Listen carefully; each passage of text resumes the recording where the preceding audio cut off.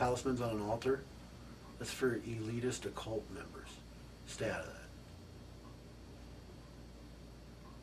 You want to be a free being in the universe? Those are bricks in the road. Step on them. Right? You have to step on them. That doesn't mean disrespect them. But inevitably, it's you. It's not that. It's you. It's not that. It's you. You. That book might make you think a little differently. And that little different thought might be like a monkey wrench in a wheel. And suddenly you're spun off into an oblivion, blown into a million pieces, and then when you're put back together, something you were suffering from no longer exists. We would call that, I worked it out. I found closure, or whatever we would describe it as. That can happen, no doubt. But you can't keep drinking from that experience. Did you ever notice that? I mean, some people have the God experience, and they try to live off that for the rest of their lives. But eventually the well runs dry. You've sucked all the juice out of it. Matter of fact, there was really no juice in there anyway. What it was a big reservoir that just kept dumping your present juice into a past experience and went and drank it after it got stale.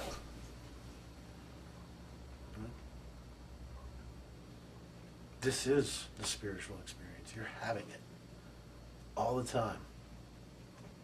At what level you're having it, you're determining that. If it sucks, sorry. Don't make it not suck. Everybody goes, well, how do I do that? You don't.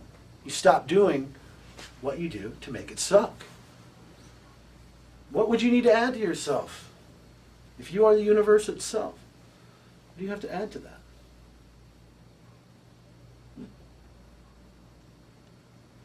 Nothing. Right? So really, it's more of a process of getting rid of what you've tacked onto yourself. What people would call your attachments. Such a stupid word. I'm not a vacuum cleaner. I'm not a vendor. I'm a human being. So what are they? Your defenses. Because what do you think you're really defending yourself from? Other people? Bullcrap. You wouldn't be in this room. Because there's other people here. So what is it you're defending yourself from? I'm going to be mean. Truth. That's what all this is. That's what this whole defense mechanism is built for. Because we feel like the truth is going to annihilate us. Well, it will. And once you're annihilated, you're free. Right? The truth will set you free. It's true. Beats the crap out of you first. No, I mean, that's the price for freedom. Yeah. Right? Because can you be free and crappy? It's not free. Right? So the crap's got to come out of you somehow. So the truth beats it out of you. You can't do that to yourself. You're a masochist. You understand what I'm saying? You have to have the truth do that to you. So if you're running from the truth, it never gets its hands around your neck to slap the shit out of you. You know what I'm saying? It doesn't. Because you're constantly avoiding it. That's what I mean by when the blast of the infinite comes, it's not always pleasant. What is the infinite? It's the truth. It's that vibe of that. It's not some compartment of being. It's the whole thing. When that comes down your pipe, it smacks you up against the back of the head. It can be very intense. But when you resist it, it makes it the most painful experience ever. Right? There's a lot of times where when it comes and hits you, you feel like you're about to fall apart. And you go anyway. And you don't fall apart, you actually get put back together. What's falling apart is what's keeping you apart. Do you understand what I'm saying to this? the force you use to keep yourself fragmented gets destroyed. And you actually become whole. You get the totality of yourself back.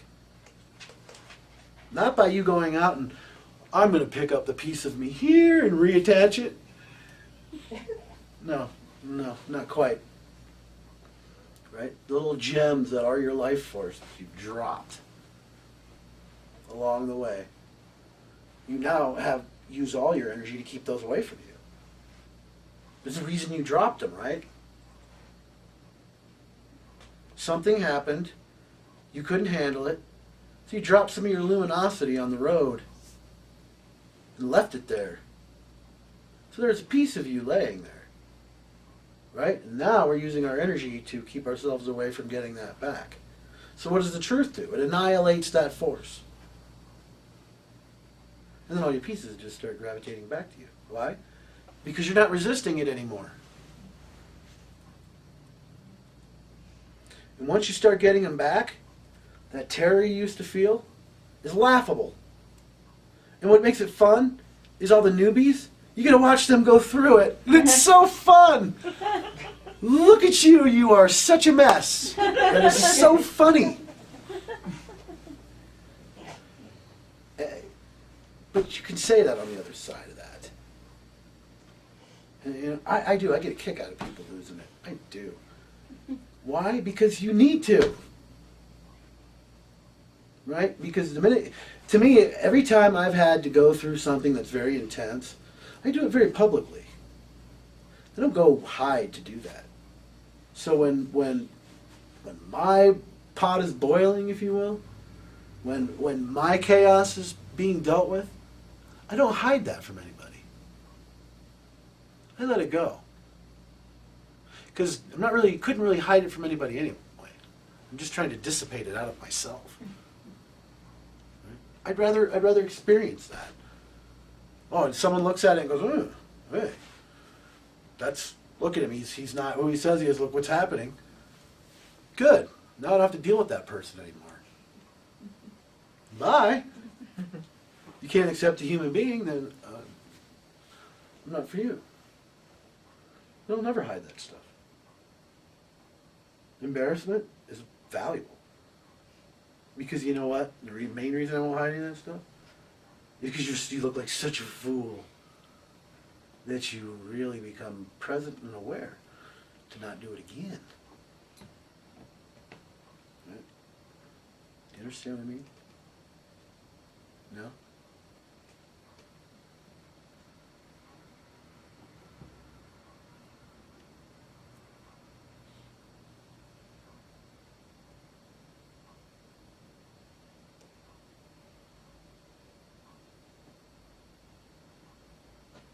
The only fools in the world are the ones that pretend they're not foolish.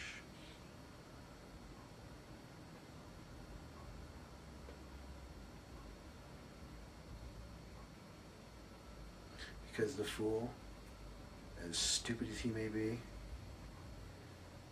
will never turn his cheek to what's about to smack him. As long as he can stand in that spot, he can see the infinite. The person afraid of being the fool doesn't see a thing.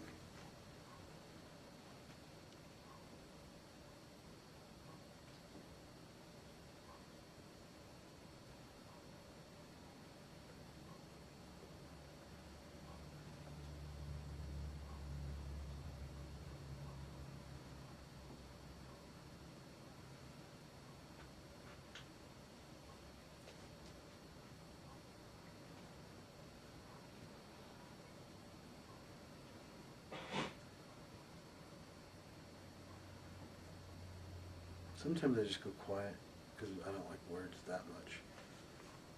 People take them too seriously.